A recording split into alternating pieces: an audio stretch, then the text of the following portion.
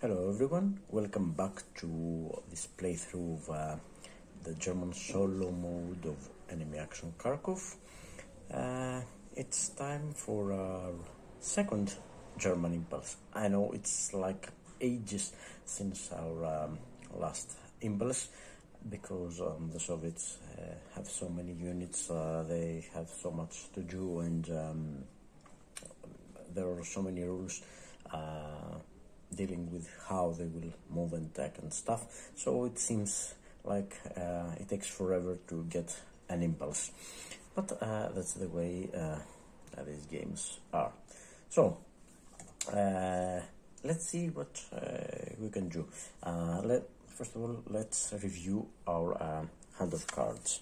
We've got 4 cards, and these are the ones we've got. It's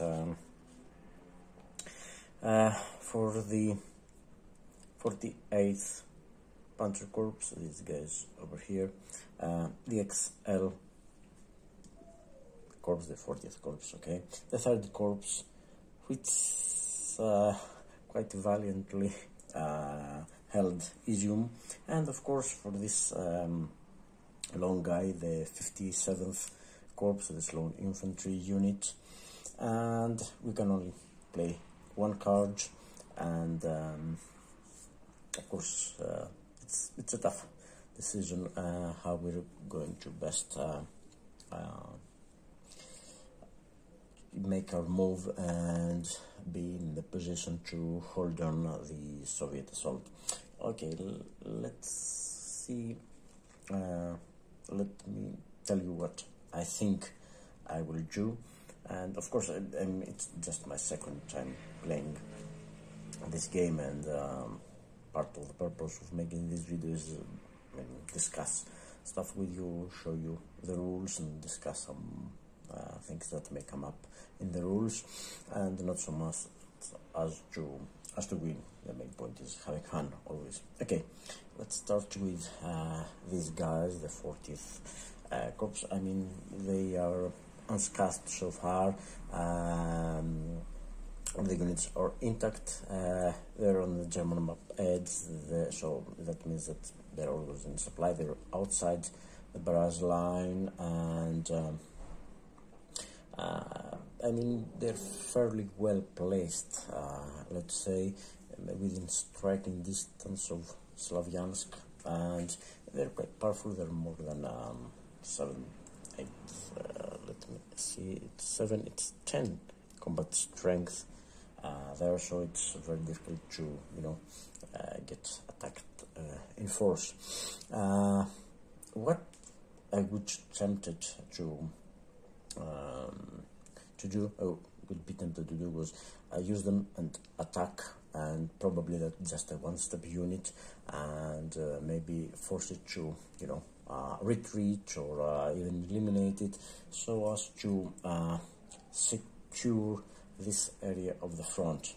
However, I don't think that this is going to be the best move right now, because I would be wasting an opportunity to move my units to more defensible position, because we've got problems in the in the northern part of our front, just a thin line, and also in these battles the result is never guaranteed, so we could very well end up losing 1 step maybe, or forcing just to retreat a little bit, so it would be a wasted move. And let's not forget that at this point of the game, just turn 1, the Soviets outnumber us and outgun us by far, so I don't think, and they've got plenty of courts, whereas we only have a few. So the same goes for 3rd Corps. I mean, okay, they've got units dispersed. I would love to undisperse them, but I don't think it's critical, because they're not, let's say, immediate danger. we can, even if we lose one of them, we can still hold our line, and these units are in good shape. I would love to move them, a little bit outside of the artillery barrage. This unit has miraculously held Izium, and maybe I will continue. I'll maybe push my luck a little bit in this part of the front. As I've said, I've always got these guys intact, so I can activate them and stage something like a counter-attack and relieve them if things get too problematic over here. We'll have to wait and see, but what really concerns me, and this is part the situation on the map and part my experience from the previous playthrough. It was just a short introduction to terms. Is the situation here? What in my previous attempt to play the game, I tried to hold the line here, but it proved impossible. The third tank army got a couple of activations, and they were able to really destroy these units. They isolated them. I think they destroyed the limited two of the units. The other one tried to escape a little bit, but they caught up with it, and so in no time I lost almost the entire on-map units of the corps, and then the road to Kharkov down there, or their objectives down there, was wide open. So I will try to retreat in order, an orderly retreat, from a better, more defensible line. That's the way I think.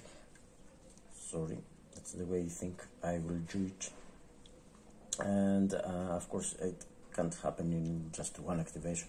I would try and set up a defense line along here, the Donetsk River, because you get a bonus when they have to attack you across the Donetsk River. They're not as effective, and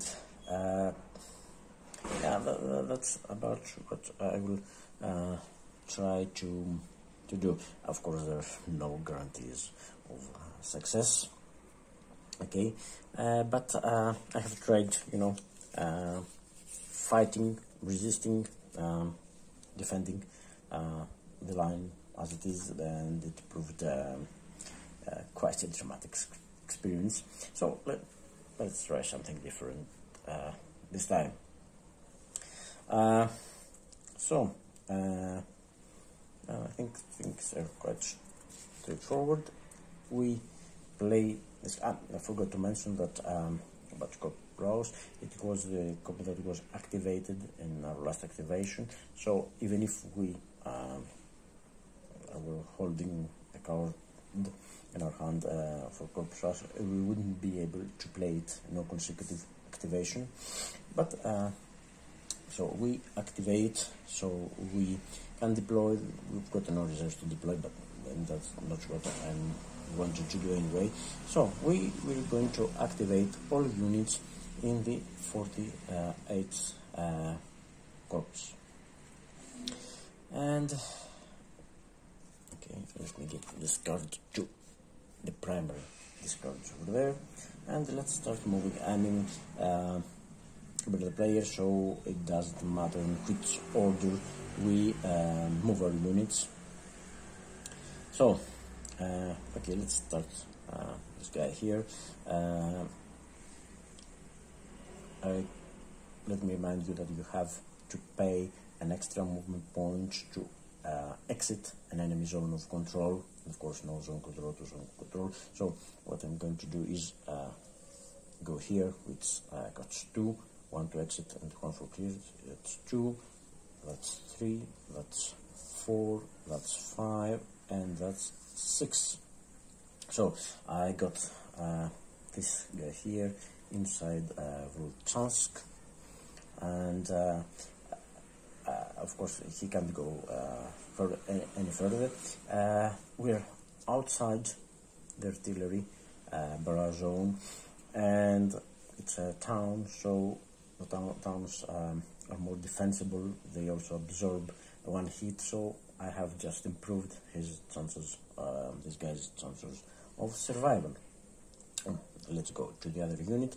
I could very easily go 2, 3, 4, 5 and form a very strong 9 combat strength stack in Volchansk, 5 steps, which would be quite difficult for the Soviets to attack effectively, at least, but that would mean, you see how thin we're spread around this area, would mean leaving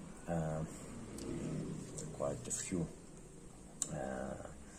hexes wide open to Soviet advance. And what I don't want to do is have the roads leading to Kharkov over here, and let me show you what I mean. You can see that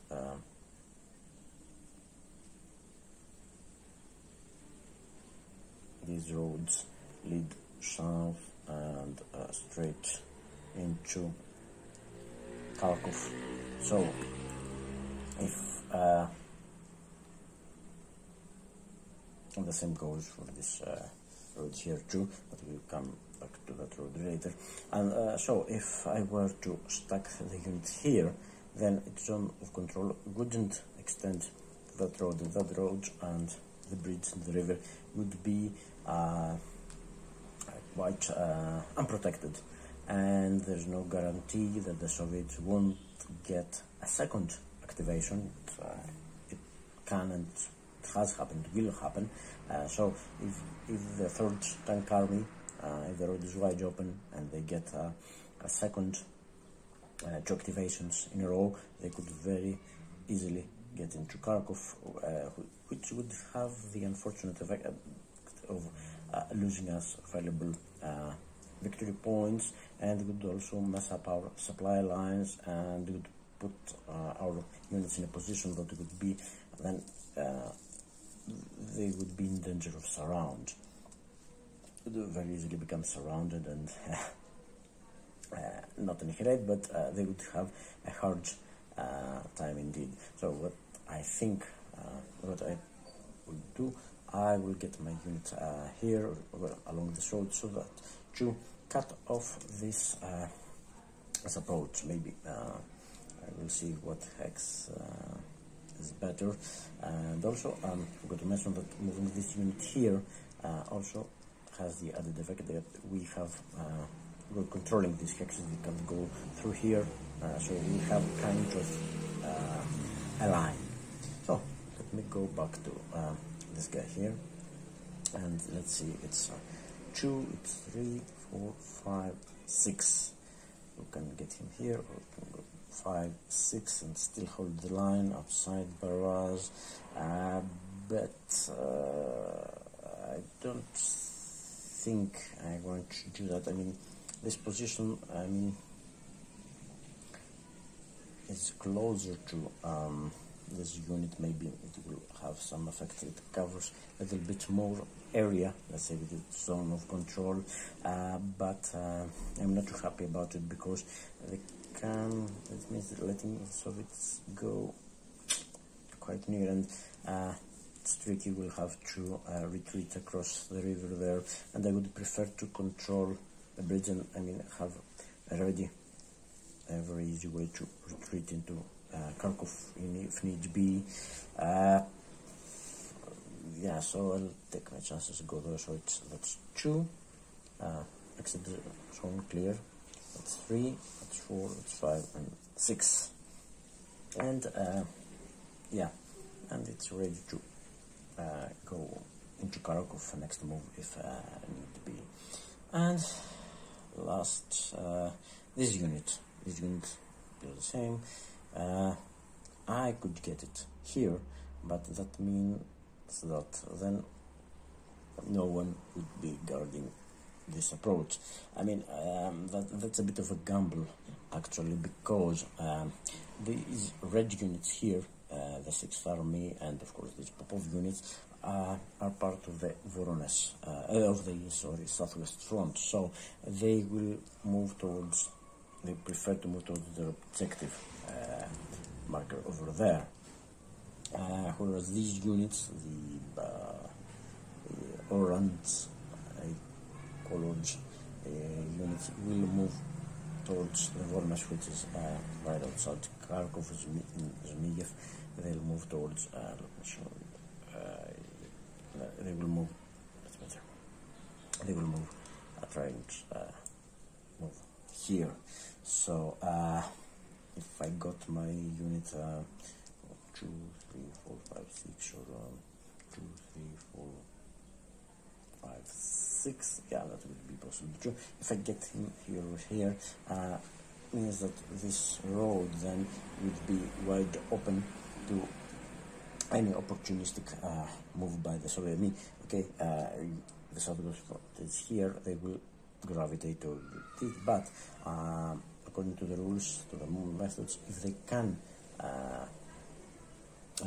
if they have the opportunity to easily take VP Hex, they will do it. Well, I don't think they will do it, but again, a second activation here would get them very easily here, and then Kharkov is just Zmiev, Chugiv, and Kharkov would be practically in their hands. They don't have enough units or strength to actually cover it effectively, so we've got to be a little bit creative here and take some chances. And then my main concern, of course, is that if they get behind, I mean, if they get behind Donetsk River in this area, then maybe all these units will have problems with their supply lines, and we don't want that to happen. So what I'm gonna do is take a little bit of a chance here. So I'm going to go 2, 3, 4, 5, 6. 2, 3, 4, 5, 6.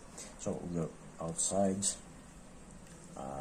artillery barrage line, and our zones of control link. So we have a continuous zone of control up to here, and this crossroads here that controls the approach to the beaten approach to Chugiv is in the zone of control of this unit. So they got to stop. They will stop earlier, of course, here, or even if they come through here, they stop here. And okay, I know that this leaves this approach quite undefendable. We have created a gap here in our line. I mean, there's no other gap in the line. Okay, we've got a continuous line, so we've got interlocking up to this area here. So here and here now we have created a gap, but I think we can, with a little bit of luck, we can defend this this gap, and hopefully, what I hope to do in these first turns is preserve my units. I don't want many units to get eliminated in just trying to hold empty. I mean, I would love them to, if they have to be eliminated or suffer losses, I would love them to be meaningful, buying us time, like this guy did over here, and this one will buy us some time. And I hope in my next activations to do something, be able to do something with the guys, or if things get tight, problematic over here, I've got reserve units. Let me show you. We've got the reserve units here of the 2nd SS Corps. So hopefully one of our next draws will get the card for them, and we can deploy them And my plan, let me tell you a little bit about my plan with these guys. So what I plan to do with these guys, with the 2nd SS Corps, is deploy them when the Soviets approach coming from here, deploy them around this area. The actual deployment will depend on the relative position of the units, but the idea is to deploy them over here, and with what will be left from Corps Strauss and the guys over here, set up a defense area. I don't know if we can cover Belgorod over there, but definitely around Kharkov, Zimiev, and try and hold this area here without being surrounded and eliminated piece by piece, setting up some strong positions, that is. And then of course I know there's always going to be a problem that we don't have enough mobility right now to cover to set up a perfect defense along the Donetsk River, but we'll try to get them to get as much area covered as possible. Retreat. It's not important right now to fight over every VP hex because we're going to get our chance to counterattack, obviously, and maybe I will try to funnel Soviet advance towards some areas that I can manage, and from what I've seen, it's quite easy for the Soviets to overstretch at this stage of the game. I mean, expose their supply lines, and of course they don't have to worry about supply until turn 3, whereas we have to start worrying from turn 2. But eventually the supply problem will, if they're not careful, if I manage to make them overstretch their lines, they will have some supply problems, and maybe this will stem their advance. So I mean, at least that's my plan, and as you know, no plan survives contact with the enemy. So, and that said, I think that we don't have anything else that we can do, to be honest. This concludes the impulse, the German impulse. I want just in passing to mention a rather obscure rule, which I'm afraid that it's quite easily forgotten. There is a rule that's Rule 10.4, which says that a German unit that is starting its move in a supplied hex must also end its move or advance in a supplied hex, and this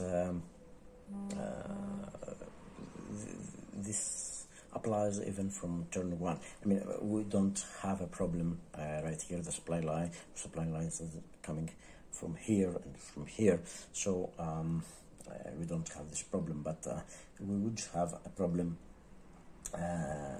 in later stages.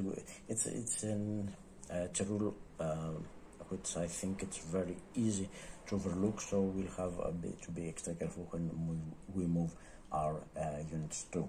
Now, and let me conclude the German impulse.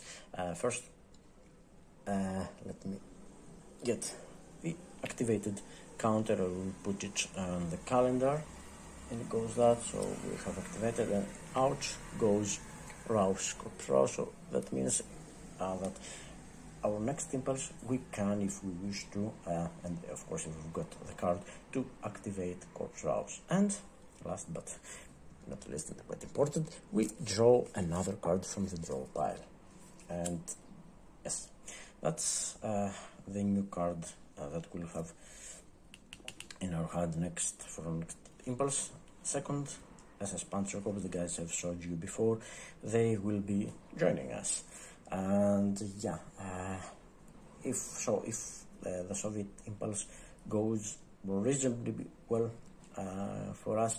Maybe I will be able to get these guys into position and have a chance at setting up quite defensible, at least I think it will be defensible, line of units. So let me get these out of the way and prepare the next Soviet impulse. Of course, let me get these guys straight up, because as I said, I should have done it before, but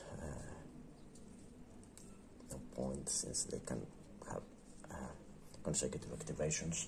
So that's the situation right now, and I think I'll call it a part here.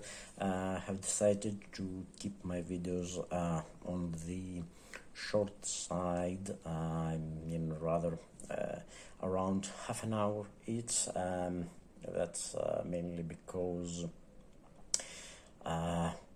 they will be more easily managed. As I've said, I don't have any special equipment, and my computer is quite old, to be honest, so it will be easier to manage my videos and get them up and published and available to you much sooner if they're shorter than if they're long. You know, I would love to do 1.5 hour videos, but no way my equipment can handle that. If you have seen parts 3 and 4, it was originally one big around 50 minutes video, but I had to, you know, break it into, to split it into two, around 25 minutes video, because my computer couldn't handle more.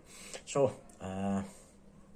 that's it for now. That's the second German impulse, and I hope I haven't forgotten something. And just let me check this little bit. Sequence, German impulse,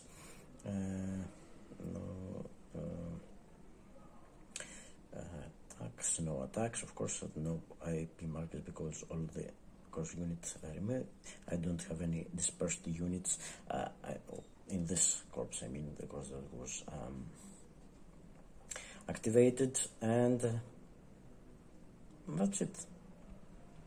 I have finished the impulse. I have drawn my cards, and we're ready for the next Soviet impulse. So see you in the next video.